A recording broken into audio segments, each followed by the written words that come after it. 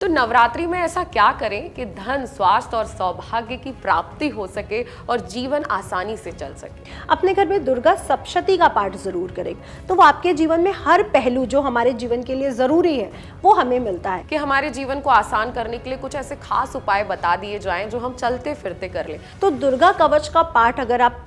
याद कर लेते हैं, कुछ दिन लगेंगे आपको याद करने में, आप इसका जाप करते रहिए, आपको एक ओरा, जो स्ट्रॉन्ग ओरा, एक कवच मिल जाएगा जिसको भेद पाना एक असुर के लिए भी नामुमकिन है। तो नवरात्रि में ऐसा क्या करें कि धन, स्वास्थ्य और सौभाग्य की प्राप्ति हो सके और जीवन आसानी से चल सके। मैं तो कहती हूँ 9 दिन अगर आपने माँ की पूजा कर ली तो वैसे भी आपको धन, सौभाग्य, सभी चीज़ों की लंबी उम्र की प्राप्ति हो जाएगी। लेकिन अगर आप इन 9 दिनों अपने घर के बड़े बुजुर्गों के चरण स्पर्श करके दिनचर्या का आरंभ करते हैं, अपने पति के पैर छूते हैं, अपनी घर की महिलाओं को बहुत सम्मान देते हैं, अब जो घर के बच्चे हैं उनके साथ चीखते चिल्लाते नहीं हैं, क्योंकि आपके घर का वातावरण बहुत ज़्यादा विशेष है, क्योंकि आपके घर में ऐसा गेस्ट आया है, ऐसी माँ, ब्रह्मांड की माँ दुर्गा आई हैं जो ब्रह्मांड की पूरी देवी है, इसे ब्रह्मांड की देवी कहा गया। तो आपके घर का सौहार्दपूर्ण माहौल होना चाहिए, पवित्रता बनी रहनी चाहिए, इसलिए धूप, अगरबत्ती, सुगंधित चीज़ों का ज़रूर वो करिए। माँ को पूरा तीनों टाइम का भोग देना बिल्कुल मत भूलिए, जिसमें मीठी चीज़ें बहुत विशेष होनी चाहिए।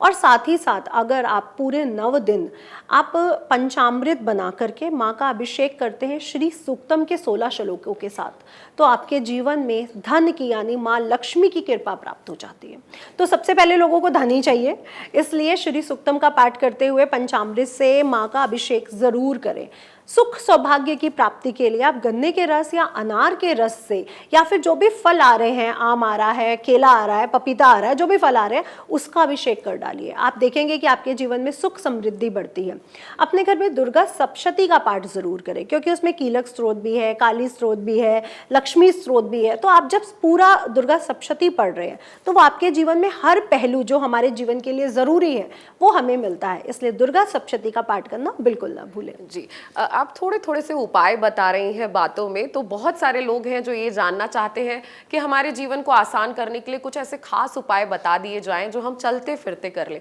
तो नवरात्रि में कुछ विशेष उपाय हैं, 2-4 उपाय, जैसे कि ऑफिस में सुख शांति बनी रहे, ज़्यादा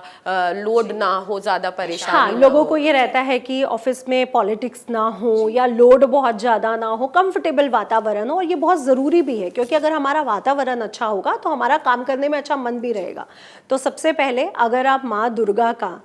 जो कीलक स्त्रोत है और दुर्गा कवच पढ़ लेते हो, क्योंकि दुर्गा कवच में ऐसी शक्ति है जो आपको एक ओरा मंडल तैयार कर देता है, जहाँ पे आपको कोई निगेटिव कमेंट नहीं मार सकता, जहाँ पे आपकी बुराई नहीं की जा सकती, जहाँ पे आपका वातावरण अपने आप शुद्ध हो जाता है। तो दुर्गा कवच का पाठ अगर आप